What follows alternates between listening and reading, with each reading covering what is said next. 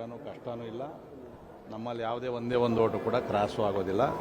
ನಮಗೆ ಈಗಾಗಲೇ ವಿಪ್ಪನ್ನು ಕೂಡ ಇಶ್ಯೂ ಮಾಡಿದ್ದಾರೆ. JDS ಅಭ್ಯರ್ಥಿ ಏನಿದೆ ಅವರು ಅಲ್ಲಿ ಬೇರೆ ಕಾಂಗ್ರೆಸ್ ಪಕ್ಷದಲ್ಲಿ ಯಾವ ಥರ ಮಾತಾಡೋರೆ, ಇಂಡಿಪೆಂಡೆಂಟ್ ಜೊತೆಲಿ ಏನು ಮಾತಾಡೋರೆ ಅಂತಕ್ಕಂಥ ಮಾಹಿತಿ ನಮಗಿಲ್ಲ.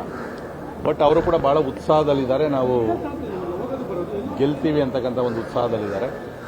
ಸೊ ನಮ್ಮಲ್ಲಿ ಏನು ಹೆಚ್ಚುವರಿ ಮತಗಳಿರ್ಬೋದು, ಎರಡನೇ ಪ್ರಾಶಸ್ತ್ಯ ಮತವನ್ನು ಯಾರಿಗಾಗಬೇಕು ಅನ್ನೋದ್ರ ಬಗ್ಗೆನೂ ಕೂಡ ನಮ್ಮಲ್ಲಿ ಸೂಚನೆ ಕೊಟ್ಟವ್ರೆ, ಆ ಪ್ರಕಾರ ಹಾಕಿದ್ವಿ. ಯಾಕಂದರೆ ವೋಟ್ ಹಾಕೋದ್ರಿಂದ ಯಾರಿಗಾಗ್ತೀವಿ ಏನೋ ಅನ್ನೋದು ಕೂಡ ಅದು ನಾವು ಬಹಿರಂಗವಾಗಿ ಹೇಳೋಕ್ಕಾಗೋದಿಲ್ಲ ಅದರಲ್ಲಿ. ಆದರೆ ನಮ್ಮ ವಿಶ್ವಾಸ ಐತೆ, 3 ಜನ ಅಭ್ಯರ್ಥಿಗಳು ಗೆಲ್ತೀವಿ. ಅದರಲ್ಲಿ 3ನೇ ಅಭ್ಯರ್ಥಿ ಏನು JDS ಇದೆ, ಆಶ್ಚರ್ಯಕರವಾದ ರೀತಿಯಲ್ಲಿ ಗೆಲ್ತಕ್ಕಂಥ ಎಲ್ಲ ಅವಕಾಶಗಳು ಕೂಡ ಇದೆ. ಇವತ್ತು ಕಾಂಗ್ರೆಸ್ಸಲ್ಲೂ ಕೂಡ ಇವತ್ತು ಕ್ಯಾಬಿನೆಟ್ ವಿಚಾರದಲ್ಲಿರ್ಬೋದು, ಇನ್ನೂ ಸಾಕಷ್ಟು ಮಂತ್ರಿಗಳ ಆಕಾಂಕ್ಷಿ ಇರ್ಬೋದು, ಇವೆಲ್ಲ ಕೂಡ ಗೊಂದಲದ ಗೂಡಾಗಿ ಅಸಮಾಧಾನ ತುಂಬಿ ತುಳುಕ್ತಾ ಇದೆ.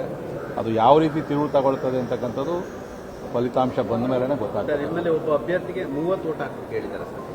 ಇಲ್ಲಿ ಒಬ್ಬ ಅಭ್ಯರ್ಥಿಗೆ ಓಟ್ ಹಾಕ್ತಾರೆ 28 ಬೇಕಾಗಿತ್ತು. ಇಲ್ಲ, ನಮ್ಗೇನು ಹೇಳಿಲ್ಲ, ನೀವು ಇಂಥವ್ರಿಗೆ ಓಟ್ ಹಾಕ್ರಿ ಅಂತ ನಮ್ಗೆ ಹೇಳೋರೆ, ಅಂಥವ್ರಿಗೆ ಓಟ್ ಹಾಕಿರಿ. ಕಾಂಗ್ರೆಸ್ನ ಗೊಂದಲ ನಿಮಗೆ ಪ್ಲಸ್ ಆಗುತ್ತೆ ಅಂತ ನಮ್ದೇನಿಲ್ಲ, ನಮ್ಮ BJPಗೆ ಏನು ಪ್ಲಸ್ ಮೈನಸ್ ಅಂತ ಏನಿಲ್ಲ. ನಮ್ಮದು ಏನಿವತ್ತು NDA ಇನ್ನೊಂದು ಅಭ್ಯರ್ಥಿ ಇದೆ, ಭಾಳ ಹತ್ತಿರದಲ್ಲೇ 3-4 ಓಟ್ ಕ್ರಾಸ್ ಆದರೂ ಸಾಕು.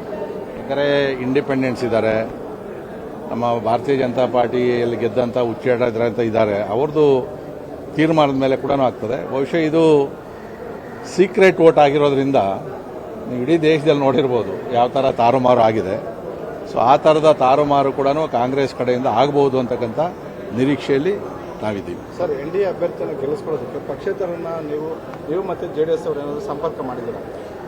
ನಮ್ಮ ವರಿಷ್ಠ ಸಂಪರ್ಕ ಮಾಡವ್ರೆ, ನಮ್ಗೆ ಯಾವುದೇ ರೀತಿಯಾದಂಥ ಮಾಹಿತಿ ಇಲ್ಲ. ಯಾಕಂದರೆ ಅದನ್ನು ಬಹಿರಂಗವಾಗಿ ಮಾಡೋಕ್ಕಾಗೋದಿಲ್ಲ. ಸಂಪರ್ಕ ಮಾಡಿರಬಹುದು.